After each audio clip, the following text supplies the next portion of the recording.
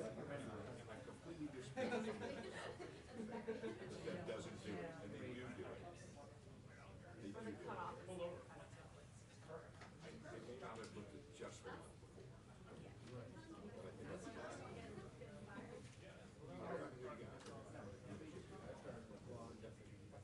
because that's what, Getting into the Hi everybody, I'm Joe from the Board's Public Affairs Office. We'll get started in about 5 minutes.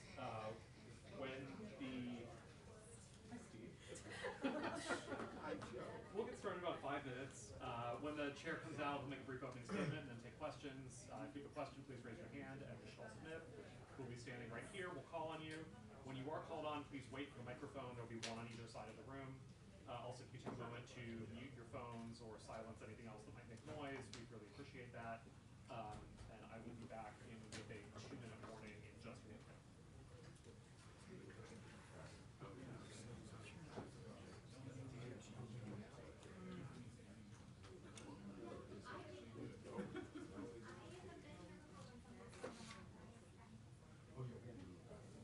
there it is, 1, 2, in half. In half. 1, 2, 2, 3, 4. Okay. Like 2 data points. But they were good right on the first. Yeah, they're not even close now.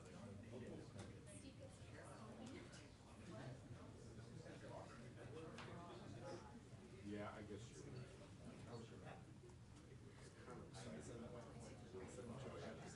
That's right.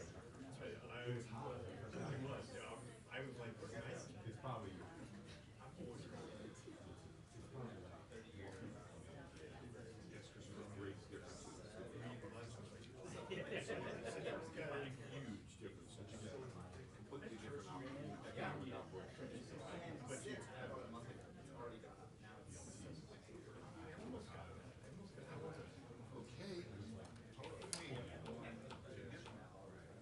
Okay.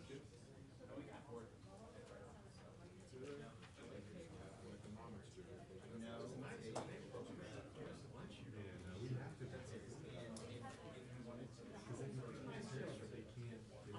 it, so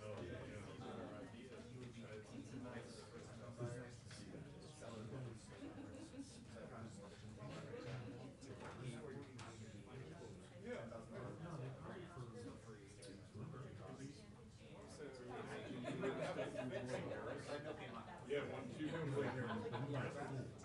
Mike said I should be treated out because it was only. I actually screwed it out because it was so good last night. Maybe the only month. they were right. And they were saying, right, I've done a bunch of stories on here.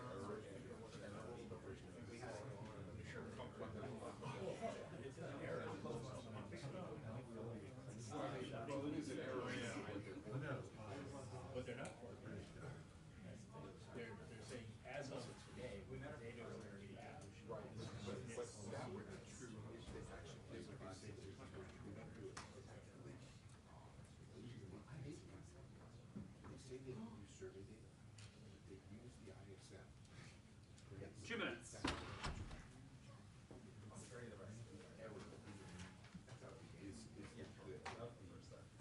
Forecasting that they do based on the ISM. They've been right the last couple. And they know that, by the way. Yeah. I've talked to them about it, and they won't change it. Steve Lee says he's gonna change. No, they you can go on their website, pull down their spreadsheet, and sort by the errors. And it shows that that's the cause of 0.4% of their error.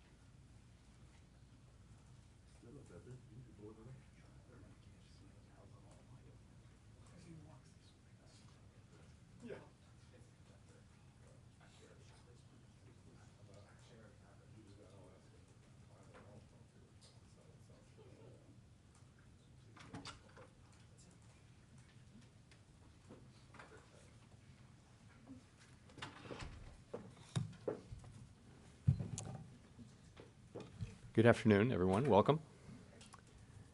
My colleagues and I remain squarely focused on our dual mandate to promote maximum employment and stable prices for the American people. We understand the hardship that high inflation is causing, and we remain strongly committed to bringing inflation back down to our 2% goal. Price stability is the responsibility of the Federal Reserve. Without price stability, the economy does not work for anyone. In particular, without price stability, we will not achieve a sustained period of strong labor market conditions that benefit all. Since early last year, the FOMC has significantly tightened the stance of monetary policy. We have raised our policy interest rate by 5.25 percentage points and have continued to reduce our securities holdings at a brisk pace. The stance of policy is restrictive, meaning that tight policy is putting downward pressure on economic activity and inflation, and the full effects of our tightening have yet to be felt. Today, we decided to leave our policy interest rate unchanged and to continue to reduce our securities holdings. Given how far we have come, along with the uncertainties and risks we face, the committee is proceeding carefully. We will make decisions about the extent of additional policy firming and how long policy will remain restrictive based on the totality of the incoming data, the evolving outlook, and the balance of risks. I'll have more to say about monetary policy after briefly reviewing economic developments. Recent indicators suggest that economic activity has been expanding at a strong pace and well above earlier expectations. In the third quarter, real GDP is estimated to have risen an outsized annual rate of 4.9%, boosted by a surge in consumer spending. After picking up somewhat over the summer, activity in the housing sector has flattened out and remains well below levels of a year ago, largely reflecting higher mortgage rates. Higher interest rates also appear to be weighing on business fixed investment. The labor market remains tight, but supply and demand conditions continue to come into better balance. Over the past 3 months, payroll job gains averaged 266,000 jobs per month, a strong pace that is nevertheless below that seen earlier in the year. The unemployment rate remains low at 3.8%. Strong job creation has been accompanied by an increase in the supply of workers. The labor force participation rate has moved up since late last year, particularly for individuals aged 25 to 54 years, and immigration has rebounded to pre-pandemic levels. Nominal wage growth has shown some signs of easing, and job vacancies have declined so far this year. Although the jobs-to-workers gap has narrowed, labor demand still exceeds the supply of available workers. Inflation remains well above our longer-run goal of 2%. Total PCE prices rose 3.4% over the 12 months ending in September. Excluding the volatile food and energy categories, core PCE prices rose 3.7%. Inflation has moderated since the middle of last year, and readings over the summer were quite favorable. But a few months of good data are only the beginning of what it will take to build confidence that inflation is moving down sustainably toward our goal. The process of getting inflation sustainably down to 2% has a long way to go. Despite elevated inflation, longer-term inflation expectations appear to remain well anchored, as reflected in a broad range of surveys of households, businesses, and forecasters, as well as measures from financial markets. The Fed's monetary policy actions are guided by our mandate to promote maximum employment and stable prices for the American people. My colleagues and I are acutely aware that high inflation imposes significant hardship as it erodes purchasing power, especially for those least able to meet the higher costs of essentials like food, housing, and transportation. We are highly attentive to the risks that high inflation poses to both sides of our mandate, and we are strongly committed to returning inflation to our 2% objective. As I noted earlier, since early last year, we have raised our policy rate by 5.25 percentage points, and we have decreased our securities holdings by more than $1 trillion. Our restrictive stance of monetary policy is putting downward pressure on economic activity and inflation. The committee decided at today's meeting to maintain the target range for the federal funds rate at 5.25% to 5.5%, and to continue the process of significantly reducing our securities holdings. We are committed to achieving a stance of monetary policy that is sufficiently restrictive to bring inflation sustainably down to 2% over time, and to keeping policy restrictive until we are confident that inflation is on a path to that objective. We are attentive to recent data showing the resilience of economic growth and demand for labor.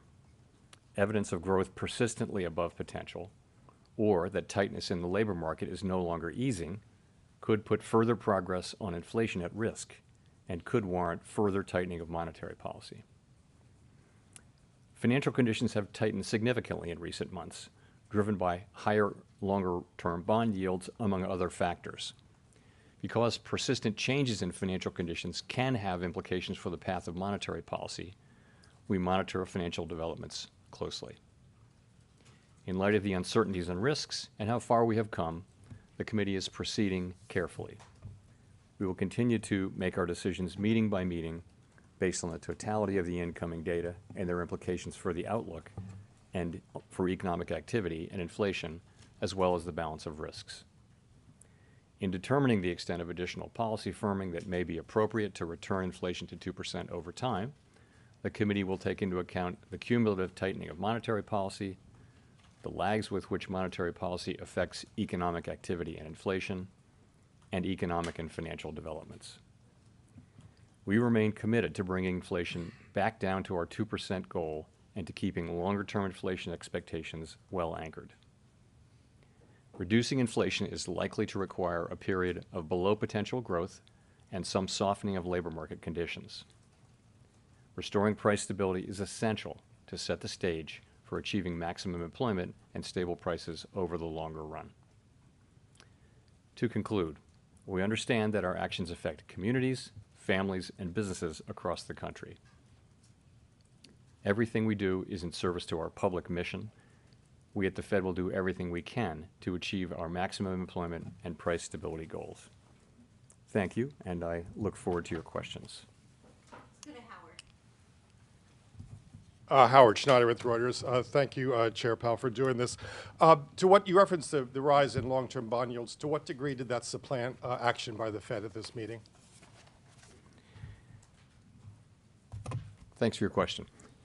So I'll talk about bond yields, but I want to take a second and just sort of set the broader context in which we're looking at that. So if you look at the situation, let's look at the economy first. Inflation has been coming down, but it's still running well above our 2% target. The labor market has been rebalancing, but it's still very tight by many measures. GDP growth has been strong, although many forecasters are forecasting, and they have been forecasting, that it will slow. As for the committee, we are committed to achieving a stance of monetary policy that is sufficiently restrictive to bring inflation down to 2% over time. And we're not confident yet that we have achieved such a stance. So that is the broader context into which the strong economy and all the things I said, that's the context in which we're looking at this question of rates. So obviously we're monitoring, we're attentive to the increase in longer-term yields, and which have contributed to a tightening of broader financial conditions since the summer. As I mentioned, persistent changes in broader financial conditions can have implications for the path of monetary policy. In this case, the tighter financial conditions we're seeing from higher long-term rates, but also from other sources like the stronger dollar and lower equity prices, could matter for future rate decisions as long as two conditions are satisfied. The first is that the tighter conditions would need to be persistent, and that is something that remains to be seen. But that's critical. If things are fluctuating back and forth, that's not what we're looking for. With financial conditions, we're looking for persistent changes that are material. The second thing is that the longer-term rates that have moved up, they can't simply be a reflection of expected policy moves from us. That we would then, that if we didn't follow through on them, then the rates would come back down. So, and I would say on that, it does not appear that an expectation of higher near-term policy rates is causing the increase in longer-term rates. So, in the meantime, though, perhaps the most important thing is that these higher Treasury yields are showing through to higher borrowing costs for households and businesses, and those higher costs are going to weigh on economic activity to the extent this tightening persists. And, you know, the mind's eye goes to the 8%, near 8% mortgage rate, which could have, you know, pretty significant effect on housing. So that's how I would answer your question. Just as a quick follow-on to be clear on this, in your opening statement and just now, you seem to imply that you are not yet confident that financial conditions are restrictive enough to finish the fight. Is that true? Yes, that's exactly right. You know, to say it a different way, we haven't made any decisions about future meetings. We have not made a determination, and we're not, I will say that we're not confident at this time that we've reached such a stance. We're not confident that we haven't, but we're not confident that we have. And that is the way we're going to be going into these future meetings, is to be, you know, just determining the extent of any additional further policy tightening that may be appropriate to return inflation to 2% over time. Gina.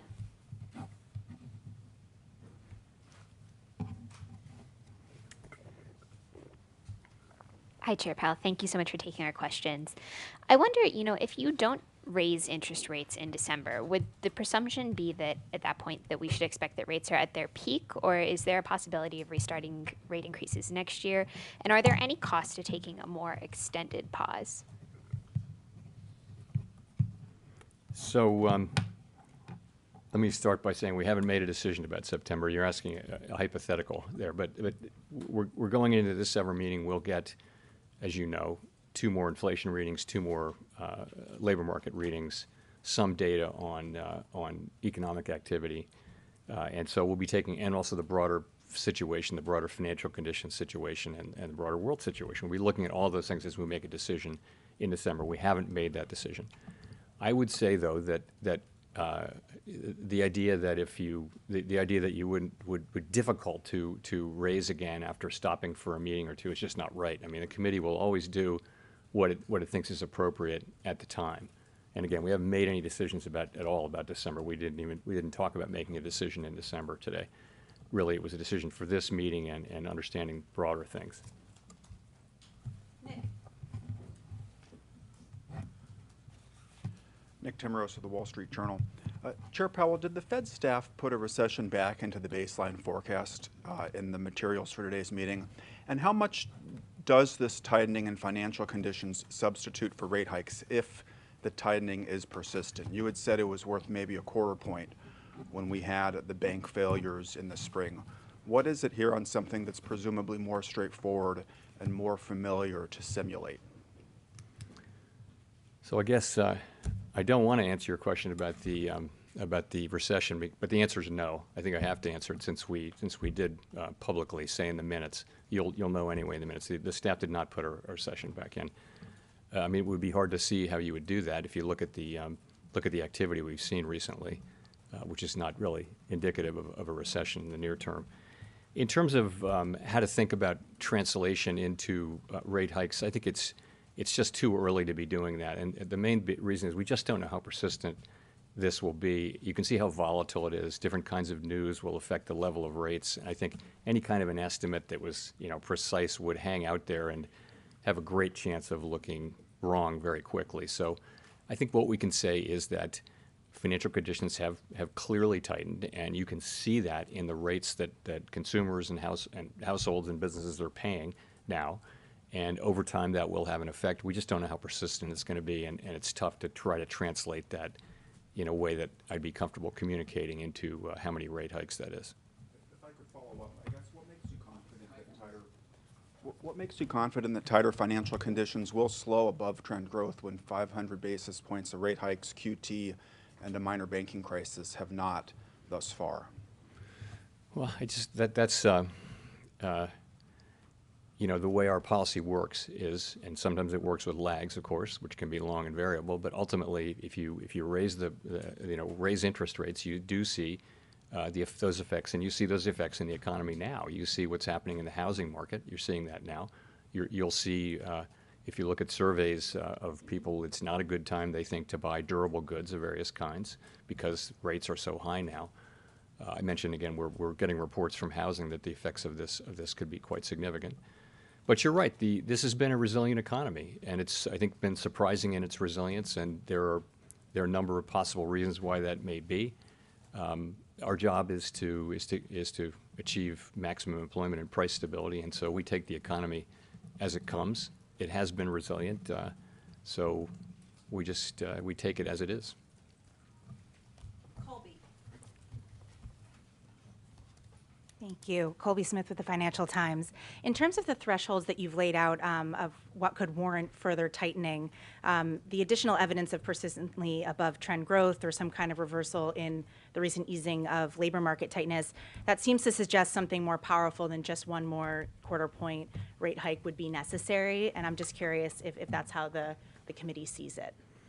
So we've identified those factors. Those are not meant to be the only factors or a specific test that we're going to be applying with some metrics behind it. Really, we're going to be looking at the broader picture, and what's happening with our progress toward the 2% inflation goal. Is the labor market continuing to broadly cool off and achieve a better balance? We'll be looking at that. Growth. We look at growth insofar as it has implications for our 2 mandate goals. We look at that.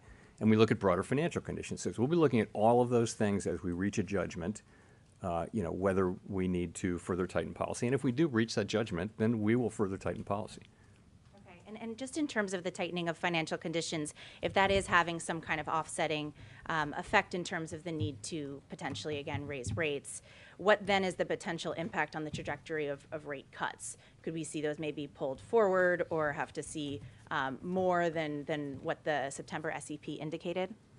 So the fact is the committee is not thinking about rate cuts right now at all. We're not talking about rate cuts. We're still very focused on the first question, which is, have we achieved a stance of monetary policy that's sufficiently restrictive to bring inflation down to 2% over time, sustainably? That is the question we're focusing on. The next question, as you know, will be, for how long will we remain restrictive? Will policy remain restrictive? And what we said there is that we'll keep policy restrictive until we're confident that inflation is on a sustainable path down to 2%. That'll be the next question. But honestly, right now, we're really tightly focused on the first question. The question of rates cuts just doesn't come up because I think it's so important to get that first question, as close to right as you can.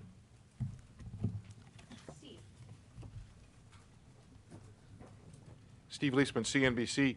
Mr. Chairman, I guess I had assumed that there was a tightening bias in the committee. You say in the statement you're looking to assess the appropriate stance of monetary policy, the extent to which you may need to hike additionally. You didn't say earlier that you were sufficiently restrictive. There were forecasts for 2 rate hikes among most members of the committee.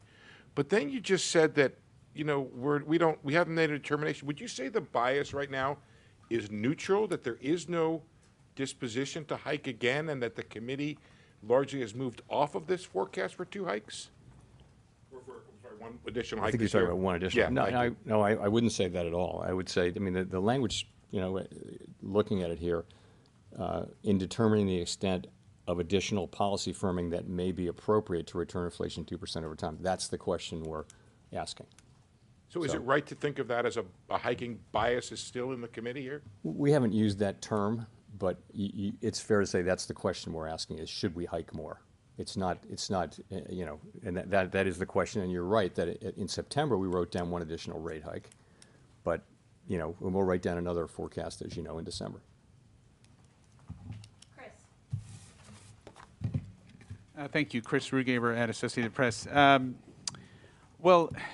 Since the last meeting, the auto workers' strike has finished. Oil prices have leveled off. And yet, on the other hand, you have the outbreak of war between Israel and Hamas. How do you see all those factors taken together affecting the economy going forward? How are you thinking about those? So there are significant issues out there. As you point out, global geopolitical tensions are certainly elevated, and that goes for the war in Ukraine. It goes for the war between Israel and Hamas. We're monitoring that. Our job is to monitor those things for their economic implications. So the UAW strike, as you point out, appears to be coming to an end. Oil prices have flattened out. They haven't gone down, but I guess they've gone down a little bit from their earlier peak. Another one is the possibility of government shutdown. We don't know about that one. So there's plenty of risk out there.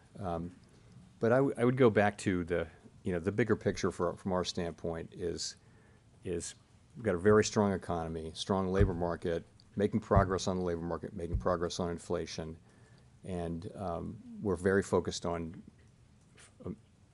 getting confident that we have achieved a stance of monetary policy that is sufficiently restrictive. That's really our focus.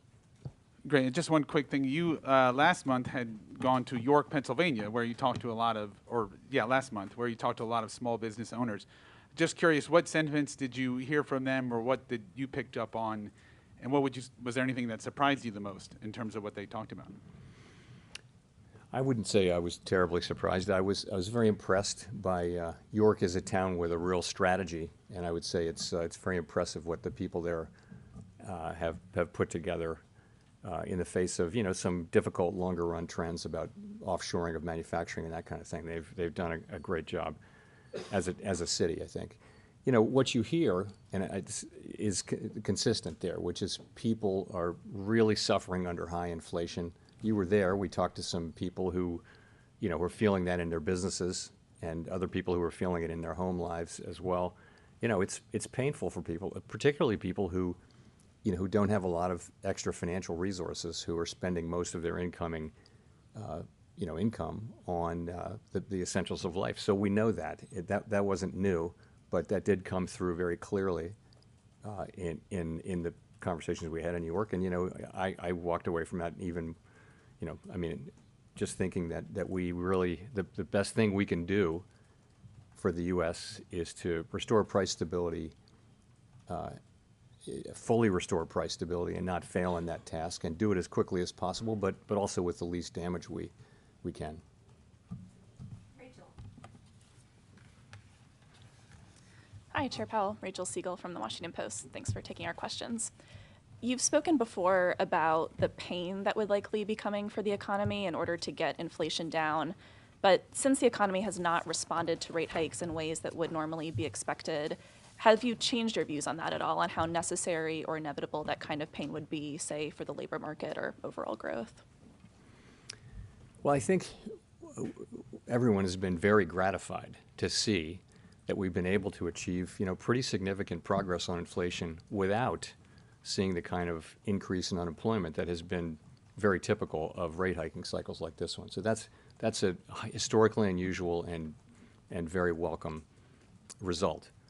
And the same is true of growth. We've been saying that we need to see below potential growth, and growth has been strong, but yet we're still seeing this. I still believe, and my colleagues, for the most part, I think still believe, that it is likely to be true. It is still likely to be true, not a certainty, but likely that we will need to see some slower growth and some softening in the labor market conditions to get to fully restore price stability. So, but it's only a good thing that we haven't seen it, and I think we know why. Since we lifted off, we have understood that there are really two processes at work here. One of which is the unwinding of the distortions to both supply and demand from the pandemic and the response to the pandemic, and the other is restrictive monetary policy, which is moderating demand and giving the supply side time to recover, time and space to recover. So you see those two forces now working together to bring down inflation.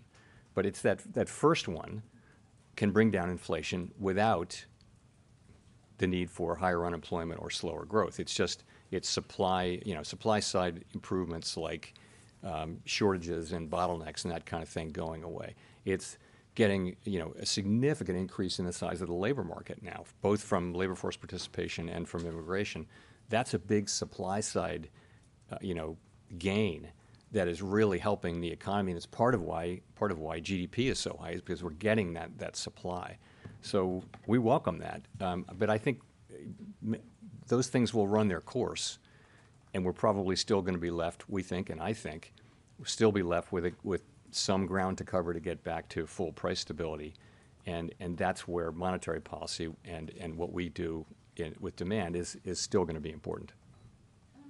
Against that backdrop, if you've gotten any clarity on lags, if you have an economy that's been so resilient to high rate increases, does that suggest to you that there isn't necessarily this huge wave of tightening that's still coming through the pipeline and that it may have already come into effect? You know, I continue to think it's very hard to say. So it's been 1 year at this meeting. 1 year ago, this was the fourth of our 75 basis points hikes. So that's a full year since then. I think we are seeing the effects of all the hiking we did last year, and this year we're seeing it. It's very hard to know exactly what that might be. But you can, for example, an example of where you wouldn't have felt this yet is debt that had been termed out. But it's going to come due and have to get rolled over next year or the year after. So, and there are little things like that where the effects are just taking time to get into the economy. So I think we have to make monetary policy under great uncertainty about how long the lags are. I think trying to get a clear answer and say, oh, I'm just going to assume this is really not a good way to do it. And this is one of the reasons why we have slowed the process down this year, was to give monetary policy time to get into the economy. And it takes time, we know that, and you can't rush it. So slowing down is giving us, I think, a better sense of how much more we need to do if we need to do more. Michael McKee from Bloomberg Television and Radio. I'm trying to connect the dots here. One quick clarification I want to ask about Rachel's question is, you said you need slower growth. You had always said before a period of lower than trend growth. Has that changed? And two, it sounds to me like you're basically saying here that the dot plots out the window, that every meeting is live with the possibility of a rate increase for right now. It doesn't matter about the turn of the year, and that there's not an objective way to determine whether or not you've got enough tightening in the system. It's just going to be a subjective judgment meeting by meeting. Well, so let's talk about the dot plot first. So the dot plot is a picture in time of what the people in the committee thinks is likely to be appropriate monetary policy in light of their own personal economic forecast.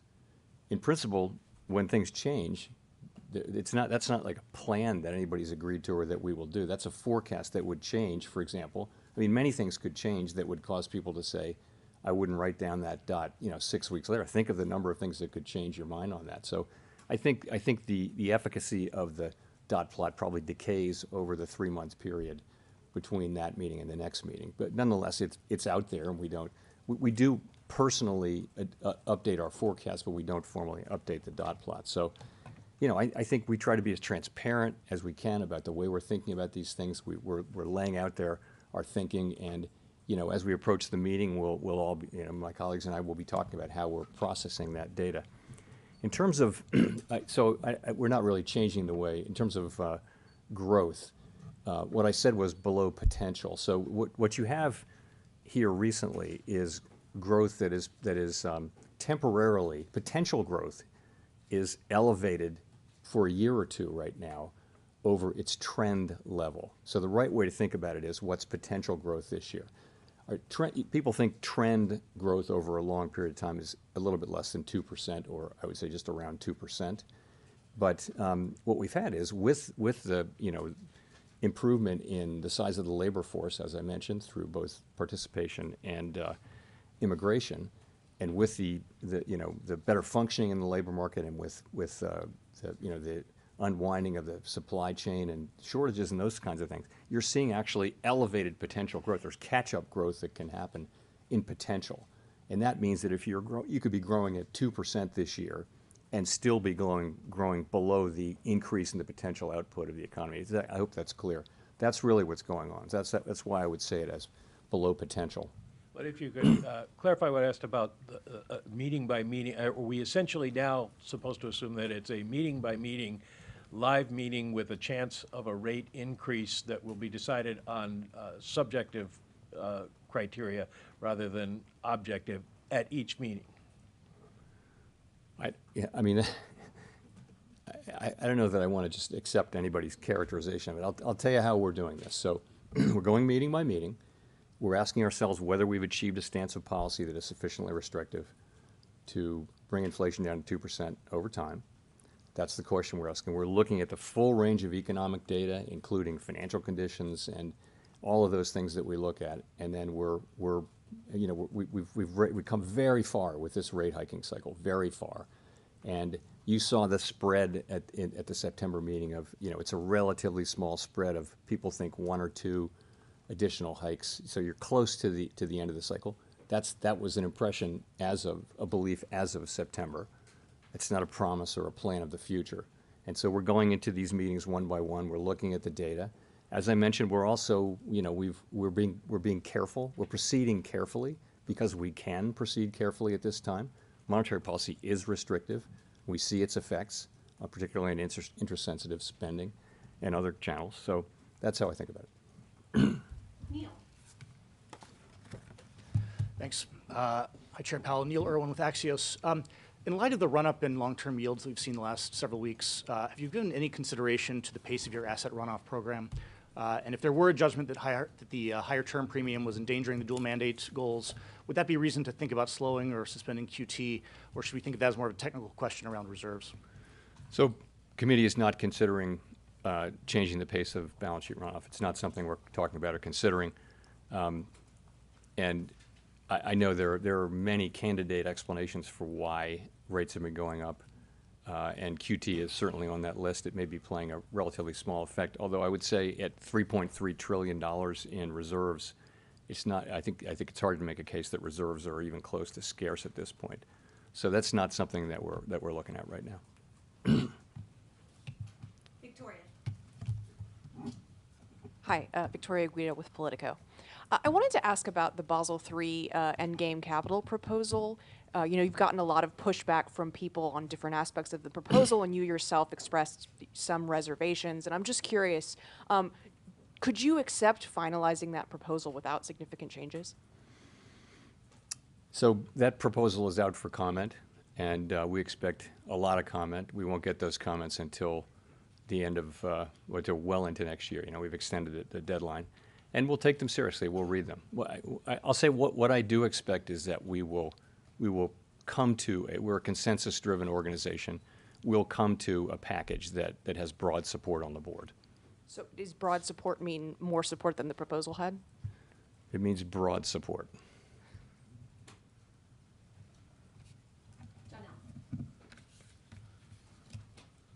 Janelle Marte with Bloomberg. So in addition to persistence, when you look at long-term Treasury yields, what else are you watching to evaluate how those tighter financial conditions are hitting the economy, and if it will lessen the need for further tightening? Also, do you think that those higher yields could affect banking stress? So what do we look at? We look at a very wide range of financial conditions. And in fact, as you'll know, different organizations publish different financial conditions indexes, which can have 7 or 8 variables, or they can have 100 variables. So there's a very rich environment, and we tend to look at a few of them. I'm not going to give you the names, but there are a few of the common ones that people look at, and so they're looking at things like the level of the dollar, the level of equity prices, the level of rates, the credit spreads. Sometimes they're pulling in credit availability and things like that. So it isn't any one thing. We would never look at, for example, long-term Treasury rates in isolation, nor will we ignore them. But we would look at them as part of a broader picture, and they do play a role, of course, in many of the major standard financial condition indexes. Your second question was? Banking stress. So it's something we're watching. As you know, we did have, there were issues with interest rate risk and also, funding uninsured deposits in the March, the things we went through in March and thereafter. And so we've been working a lot with financial institutions to make sure that they have good funding plans and that they have a plan for how to deal with the kind of portfolio unrealized losses that they have. We do think the banking system is quite resilient. We had a handful of bank failures, but so that's what we're out there doing, and we don't have any reason to think that these rate hikes are materially changing that picture, which is one of a strong banking system and one where there's a strong focus by banks and by supervisors on liquidity, on funding, and those sorts of things.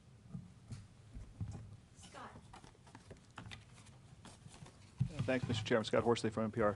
Last week, you and your colleagues put forward a proposal to lower the cap on debit card swipe fees for comment.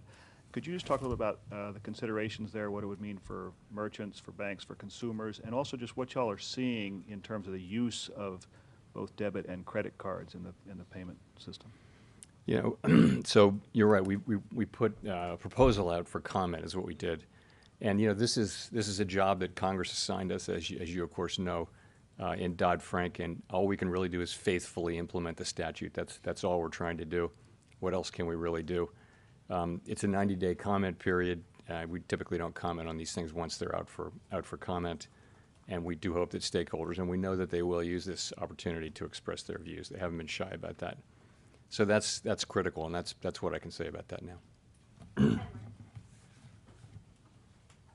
Thank you. Thanks, Chair. Edward Lawrence with Fox Business. So over the last 3 months, the year-over-year PCE inflation was at 3.4%, core well over 3%. You've said in the past 2% remains the Federal Reserve target, but with no rate increase today, how long would you be okay then with a 3% or 3% plus overall inflation? You know, the progress is probably going to come in lumps and be bumpy, but we're making progress. You know, I think the core PCE came down by almost 60 basis points in the third quarter. So if you, the best thing I could point to you to would be the September SEP, where you know the expectation was that inflation by the end of next year on a 12-month trailing basis would be well into the twos, and the year after that further into the twos. So that's if you look historically, that's sort of consistent with the way inflation comes down. It does take some time, and as you get as you get further and further from those highs, it may actually take longer time.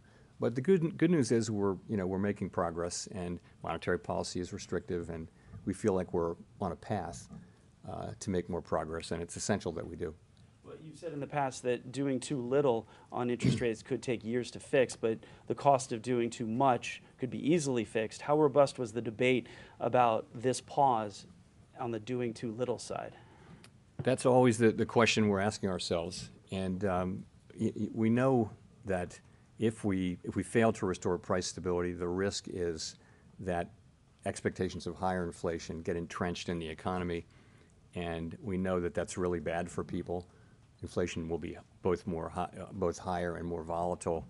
That's a prescription for misery, and so we're really committed to not letting that happen. You know, for the first year or so of our tightening cycle, the risk was all on the side of not doing enough. We've come far enough that the risks have gotten more two-sided. You can't identify that with a lot of precision, but it does feel like the risks are more two-sided now. But we're committed to getting inflation back down to our target over time, and we will.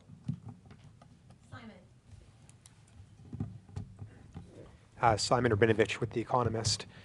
Quick follow-up to the question about banking stresses. You talked about how the banking system is resilient. Of course, part of the resilience of the past year stems from the Bank Term Funding Program that you launched in March. Given that bond prices have not recovered, that unrealized losses are probably mounting, how likely is it that you might have to extend that program in March next year? Good question. We haven't really been thinking about that yet. It's November 1, and that's a decision we'll be making in the first quarter of next year. Okay. Sorry, quick separate question about inflation expectations. The Michigan Sentiment Survey showed a big jump in 1 year ahead inflation expectations last month from 3.2 to 4.2. Last year, you said that particular survey was a really decisive factor in one of your rate hike decisions. If it stays elevated next time around, how big of an input will that be into your December thinking? Yeah, we look at a range of things. I think the thing got blown out of proportion a little bit. It was actually a preliminary estimate that got revised away, and I said it was preliminary but that didn't get picked up. So we look at many things, and so really look across the broad array of surveys and also market-based estimates, and and we do that really carefully at every meeting and between meetings. And, it's just clear that inflation expectations are in a good place. The public does believe that inflation will get back down to 2% over time, and it will. They're right. So, and there's no real crack in that armor. You can always find one reading that is a little bit out of whack, but honestly, the bulk of them are just very clear that the public believes that inflation will come down, and that's, of course, we believe that's critical in winning the battle. Hi, Chair Powell. Megan Casella with Barron's. Thanks for taking our questions. I wanted to see if you could talk about the neutral rate. You mentioned today that you're still debating whether rates are sufficiently restrictive, and you've recently said that evidence is suggesting policy is not too tight right now. So I was curious if you could elaborate on that at all and whether that means the neutral rate, in your view, has risen. Yeah. So first thing to say is that it's very important. It's a very important variable in the way we think about monetary policy, but you can't identify it with any precision in real time, and we know that. So you have to just take that. You have to take your estimate of it with a grain of salt. What we know now is, within a range of estimates of the neutral rate, policy is restrictive, and it's therefore putting downward pressure on economic activity, hiring, and inflation. So we do talk about this. There's not any debate or attempt to sort of agree as a group on whether R-star has moved or not. Some people think it has. Some people haven't said that don't think it has. Ultimately, it's unknowable, and so really, again, what we're focused on is looking at the data and giving ourselves a little more time now to look carefully at the data by being careful in our moves. Does it feel like monetary policy is restrictive enough to bring inflation down to 2% over time? That's the question we're asking ourselves. I think years from now, economists will be revising their estimates of R-star as it existed on November 1, 2023. We can't really wait for that in making policy. We have to we have to have those models and look at them and think about them, but ultimately we've got to look at the effects that policy's having, accounting for the lags, which makes it difficult. If I could follow up on a wages point earlier, you talked about the inflation outlook, but I'm curious if you have any concerns whether wage inflation at its current level could risk pushing up overall inflation or reacceleration. So if you look at the broad range of wages, they have wage increases have really come down significantly over the course of the last 18 months to a level where they're substantially closer to that level that would be consistent with 2% inflation over time, making standard assumptions about productivity over time. So it's much closer than it was. And that's true of the ECI, which is the one that we got this week. It's true of average hourly earnings and compensation per hour too. So, and all of them are kind of saying that, which is great. And you have to look at a group of them because any one of them can be idiosyncratic in any given reading. So that's what you see. And so what you saw with the ECI reading was, if you look back comes out 4 times a year. If you look back a couple of quarters, you'll see it was much higher, and then it came down substantially in June. And then the September reading was more or less at the same level as the June reading. So in a way, it's just validating that decline.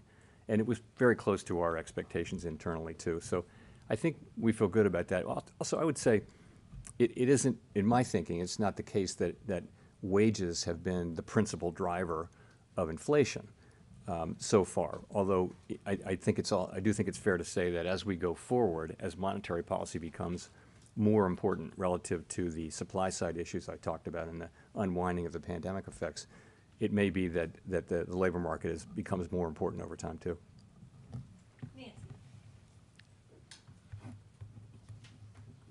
Hi, Nancy Marshall-Genzer with Marketplace. Chair Powell, are you now as concerned about overshooting and raising interest rates too much as you are about getting inflation down to the 2% target? So as I mentioned, I think for much of the last year and a half, the concern was not doing too much, not doing enough. It was not getting rates high enough in time to avoid having inflation expectations, higher inflation expectations become entrenched. So that was the concern. I think we've reached now more than 18 months into this. You can see by the fact that we have slowed down, although that we're still trying to gain confidence in what the appropriate stance is. But you can see that we think, and I think, that the risks are getting more balanced. I'll just say that they're getting more balanced. The risk of doing too much versus the risk of doing too little are getting more closer to balance, because policy is I think clearly restrictive at 5.25% to 5.5%. That range, if you take off a mainstream estimate of the expected inflation, take 1 year inflation, you're going to see a real policy rate that is well above mainstream estimates of a neutral policy rate. Now that's arithmetic. It doesn't really, what the proof is really in how the economy reacts. But I would say that we're in a place where those risks are getting closer to being in balance. And you said the proof is how the economy reacts. What are you looking at to be sure you're not overshooting? Well, I think what we're looking at is, is inflation still broadly cooling? Is it sort of validating the path we saw over the summer, where inflation was clearly cooling and coming down? Now, we've seen periods like that before, and there hasn't been follow through. The data have bounced back. So what are we seeing? Are we seeing, is inflation still coming down? So that's the first thing. Second thing is, in the labor market, what we've seen is a very positive rebalancing of supply and demand, partly through just much more supply coming online, and with labor demand still clearly remaining very strong. When you have the kind of job growth we've had over the last quarter, it's still very strong demand. So, and you see wage increases coming down, as we discussed, but coming down, in a kind of gradual way. I think we want to see that whole set of processes continue.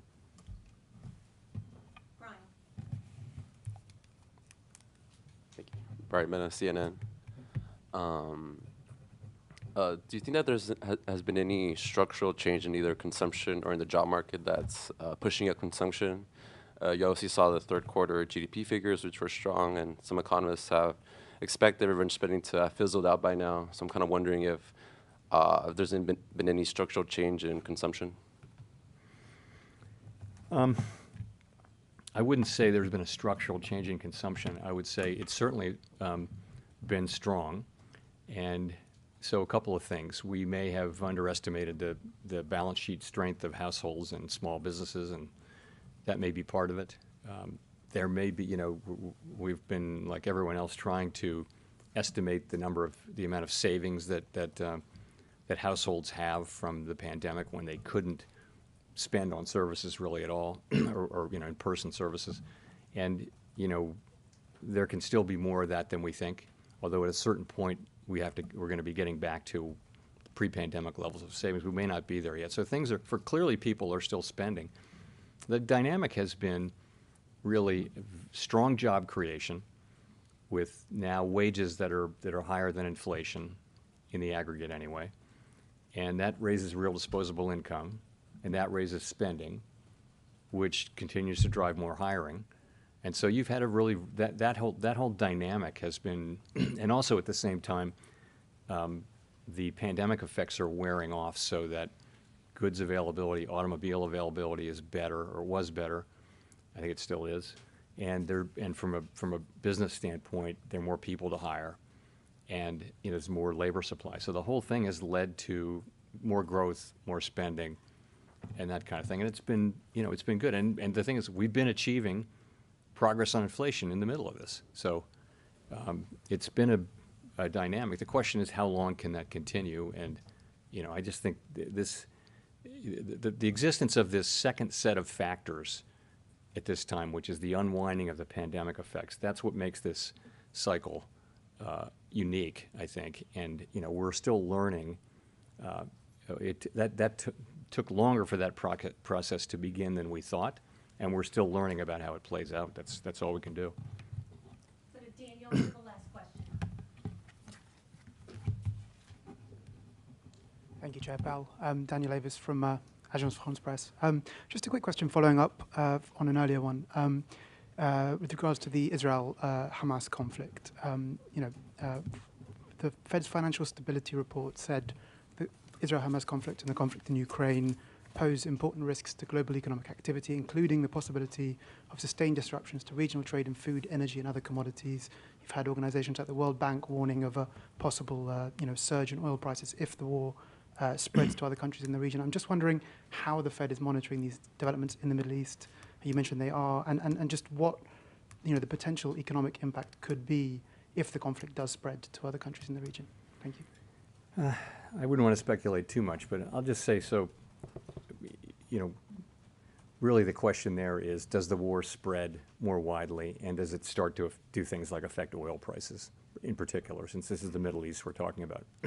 The price of oil has really not reacted very much so far to this.